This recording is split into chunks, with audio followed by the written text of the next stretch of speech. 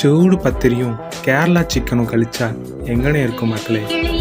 எப்படி செய்யறதுன்னு பார்க்கலாமா? ஒரு பேன்ல தேங்காய் எண்ணெயை ஊற்றி சின்னதாக கட் பண்ண தேங்காயை போடுங்க. தேங்காயெல்லாம் கொஞ்சம் ஃப்ரை ஆனதும் கருவேப்பிலை சேர்த்து பொரிய விடுங்க. அப்புறம் நீட்டமாக வெட்டின வெங்காயத்தை சேர்த்து லைட்டாக ஃப்ரை பண்ணுங்க. இப்போ பொடிசா வெட்டின இஞ்சியும் பூண்டையும் சேர்த்துக்கலாம். 2 பச்சை மிளகாவும் சேர்த்துக்கலாம். தேவையான அளவுக்கு உப்பு சேர்த்து எல்லாம் நல்லா கோல்டன் ஃப்ரை ஆகிற வரைக்கும் வதக்கலாம். நல்லா வதங்கினதும் ஆச்சி கொத்தமல்லி தூள், காஷ்மீரி மிளகாத்தூள், கேரளா சிக்கனுக்குமே ஸ்பெஷலாக இருக்கிற ஆச்சி கேரளா சிக்கன் மசாலாவை சேர்த்துக்கலாம். அப்புறம் கொஞ்சம் கரம் மசாலா எல்லாத்தையும் சேர்த்து லைட்டாக ஆயிலில் ஃப்ரை பண்ணிட்டு சிக்கனை சேர்த்துக்கலாம். அப்படியே மெதுவாக கலரி விட்டு தேவையான அளவுக்கு தண்ணியும் சேர்த்துக்கலாம்.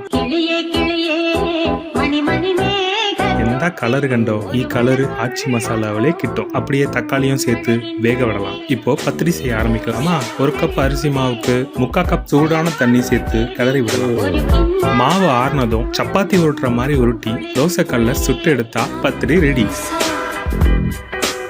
அப்படியே ஒரு தாளிப்பு கரண்டியில கொஞ்சமா தேங்காய் எண்ணெய் ஊற்றி கடுகு, காஞ்ச மிளகா, சின்ன வெங்காயம், கருவேப்பிலை எல்லாத்தையும் சேர்த்து சின்னதா தாளிப்பு ரெடி பண்ணி சிக்கன் மேல ஊத்திக்கலாம். ஃபைனலா மல்லித்தலை தூவி இறக்குனா கேரளா சிக்கனும் ரெடி, பத்திரியும் ரெடி. செஞ்சு சாப்பிட்டு பாருங்க, அடிபொலியா இருக்கும்.